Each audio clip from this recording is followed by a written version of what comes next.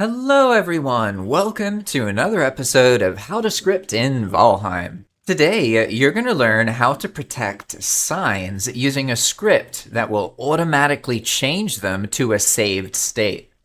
From that point on, anybody who changes the sign will just witness it change right back to its saved state. This tutorial will feature builds by Arby, which are visible on the showcase server. Before we dabble into scripting, let's make sure you understand some basics of the signs data, okay? Signs are a very special item in Valheim because the player can change their text to be whatever the player wants. But what does this actually look like? Here's a dump of the signs fields. There's a lot of stuff here. I'll get rid of most of them. This way, we can just focus on the parts of the data that are useful and relevant for you, okay? We have an integer here, 2 floats, and 3 strings. It's important that you're familiar with these before you really dabble too much in the signs. So first off, each sign has a character limit that is defined by this field. If you ever want to increase or decrease it, if you want to support my work, then consider supporting me on Patreon or by getting your own dedicated Valheim server using my link. More about that later in the video. Then you can make the sign invincible and therefore able to float, separate of the structural support system, by setting wear and tear and health to -1. And then finally, we have the main part that we'll focus on in this video, which is this field here, text. For example, if I take this field and I put it into the sign in game, this is what it looks like. So what we need to do is protect this somehow, right? People can come along and just change the sign to whatever they want.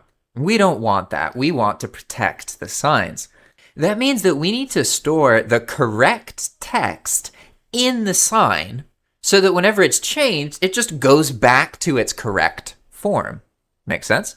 In addition to that, we need to give a command to the player that allows them to target a sign and cast the protection. That way they can set the sign to be whatever they want, right? Like if I want this to just say hello in white, and then I use the command bake sign, it targets the sign, replaces it, and then if I change it, boom, it's protected. Make sense? We need to be able to target the sign after the player has set it up, okay?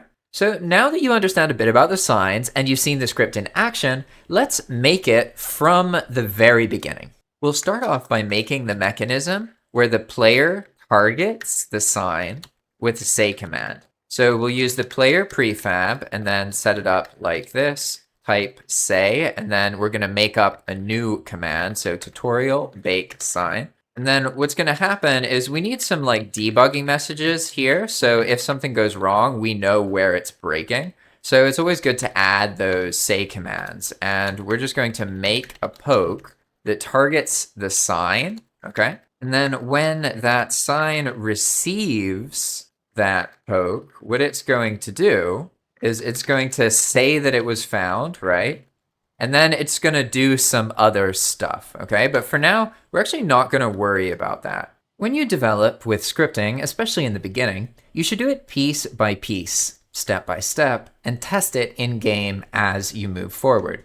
So now let's check and see if our script can target this sign, okay? We're going to use say tutorial bake sign, and it says looking for sign to bake and found sign.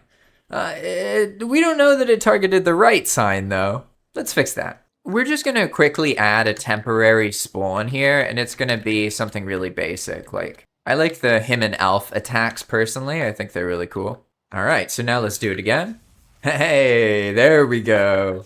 Now that's the kind of thing I'm talking about. When you're developing, you really want to give yourself visuals, because it allows you to kind of focus more effectively, okay? So now we have a command the player can cast that targets a sign, okay?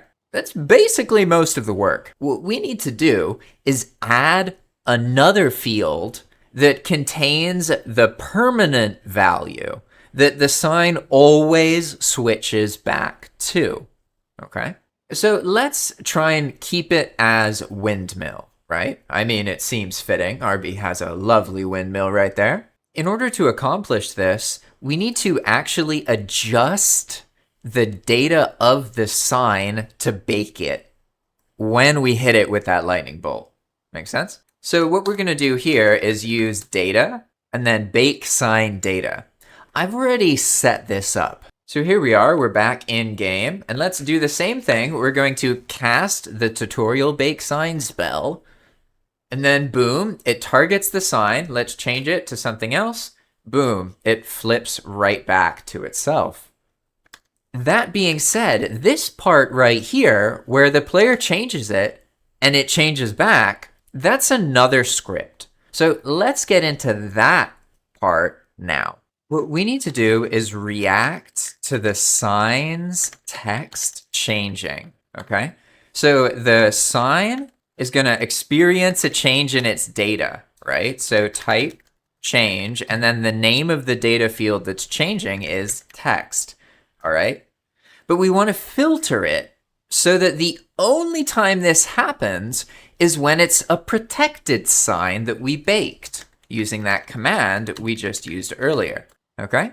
And this one is very simple. When there is a change in the sign's text and it is a protected sign, then replace the text with its saved value. So that's going to be string protected sign text, okay? So if we're here in game, we can see the same thing happening. The saved value is windmill, so when we change it to D, the game notices there was a change and restores it back to its previous state. So at this point, there's two prefab scripts you have to understand in order to be able to use this sort of mechanic. First off, we have the player say command that saves the value of the sign, and then we have the actual rule that converts it back when a change is detected. But there's a little bit more to it that I haven't revealed yet. So now let's look at that data field so that you can become familiar with what's happening when we use this command to target the sign and save its current text. Here we have the data for the signs. First, we have an integer that allows us to quickly identify the correct sign, the protected sign text, and then we have the default vanilla field, which actually controls the text that is shown to the player. So what this will do is when this data is applied to the sign, it's going to look at the current text value and then set that to the protected sign text field. But we can actually make this a little bit more effective, because if you think about it, okay, yeah, player can't change it, but they could just delete it and then put a new one there, right? So what I'm going to do is just copy this top part here, and then instead of using a type change, we're going to use a type destroy. So when a protected sign is destroyed, what's going to happen? Well, we're going to use something called a swap. A swap is basically a spawn, except it keeps the data intact from the triggering thing. So we're just going to go like this. It swaps itself with a sign. That's it. Very, very simple. So now if we go in game and we destroy the sign, you can see that it just recreates itself immediately. If you want to support my work, then consider renting your own dedicated Valheim server using my link JPValheim at zaphosting.com. Alternatively, if you want to support me on Patreon, just $10 or $20 a month makes a huge difference, as I live in Nicaragua, and the fact that those of you who already contribute have done so has allowed me to get a better computer when I spilled tea over my laptop, and protected me in various situations. So I really, really appreciate all that you have already done. And remember, all of these incredible builds that you're seeing are done by RB. You can check it out on the Valcon Showcase server. Thanks for watching, everybody. I'll see you in the next episode of How to Script in Valheim.